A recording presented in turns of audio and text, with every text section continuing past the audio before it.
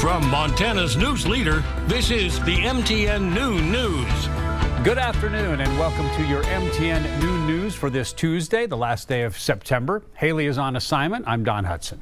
We want to begin in Roosevelt County. A manhunt still underway in the northeastern part of Montana after an active shooter was accused of taking the life of one person and injuring another.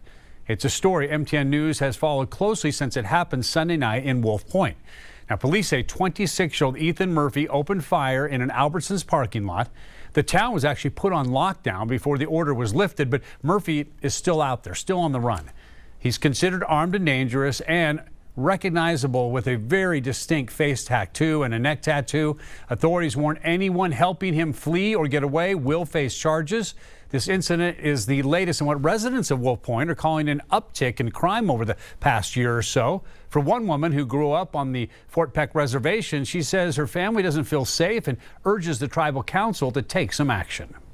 Like, just with the amount of crime that's going on, a lot of my family has to travel, like 30 minutes or an hour and a half just to go shopping without being, assaulted or approached, or, something happened to them at the grocery store. It's unsafe all over there. A $1,000 reward, by the way, is being offered for any information leading to Murphy's capture.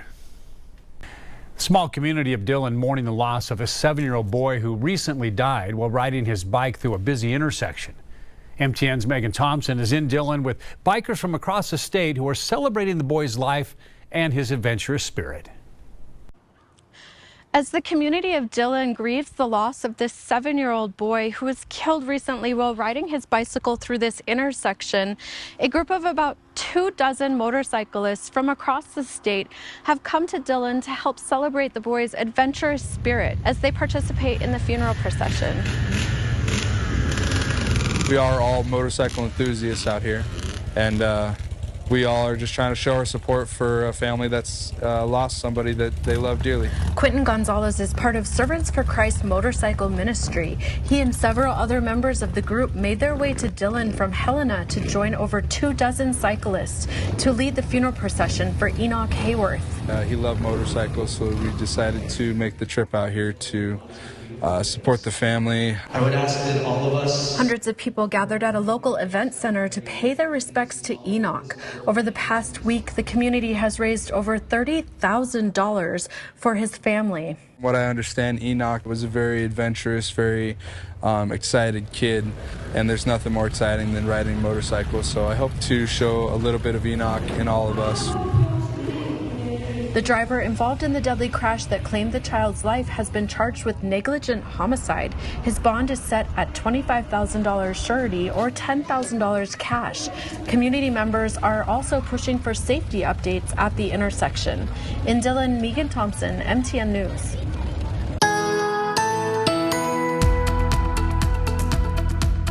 Well, we do have this little shortwave disturbance along with this flow from the southwest, bringing some moisture into the area. In fact, let's take a look. There's a great shot there of Whitefish with some slick roads there.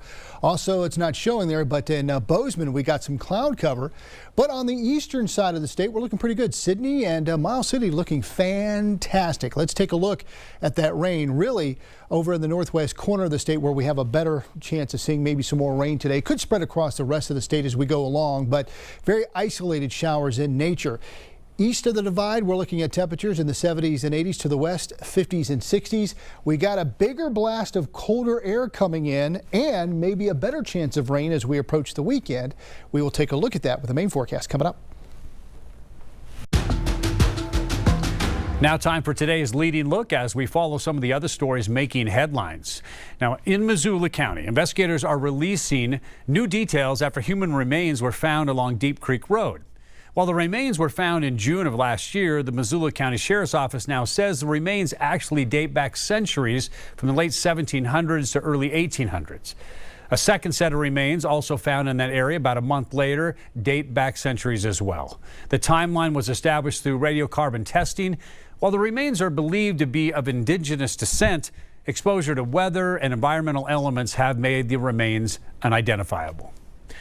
We are learning more after dozens of dogs were pulled from a home near Shepherd, just outside of Billings, in what deputies call a case of neglect and cruelty.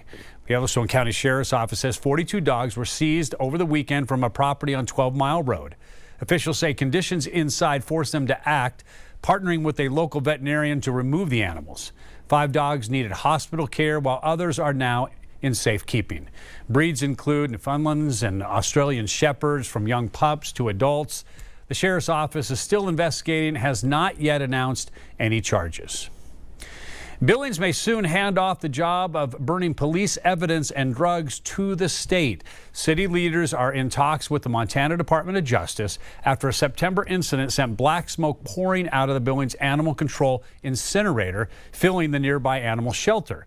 The plan would shift all drug and evidence burns to a highway patrol facility. The Attorney General's office confirms discussions about this are underway. This week in Helena, Montana politics getting a shakeup. Both major parties are handing the reins to new leaders just before the 2026 election cycle starts to heat up. MTN's Jonathan Amberian sat down with the new party chairs to see what challenges they face and how they're gearing up for the midterms. The Montana Republican Party and Montana Democratic Party are in different places after recent state elections, but both parties' chairs say they need to adjust to the state's changing political realities. At a convention in June, the Montana Republican Party picked Art Whittick as its new chair. Whittick was backed by some of the most conservative members of the party, and he says conservative voters aren't satisfied with what the Republican-controlled legislature has accomplished. Once people start voting at higher and higher margins for a Republican majority, they expect more conservative policies, and that's not just in Montana, that's any state. And some states are achieving that. Under Whittick, state party leaders sent a questionnaire asking GOP candidates how their views align with the party platform. Some members call it a purity test or purge, but Whittick defends it. Montana Democrats chose their party chair, Shannon O'Brien, at their convention earlier this month. There were questions at the event over whether the party needed to make a bigger break from its recent history. My job is to bring people together, and we might have differences of opinion, and we get to have differences of opinion, but at the end of the day, we set our passion for specific issues of the day aside, and we work together.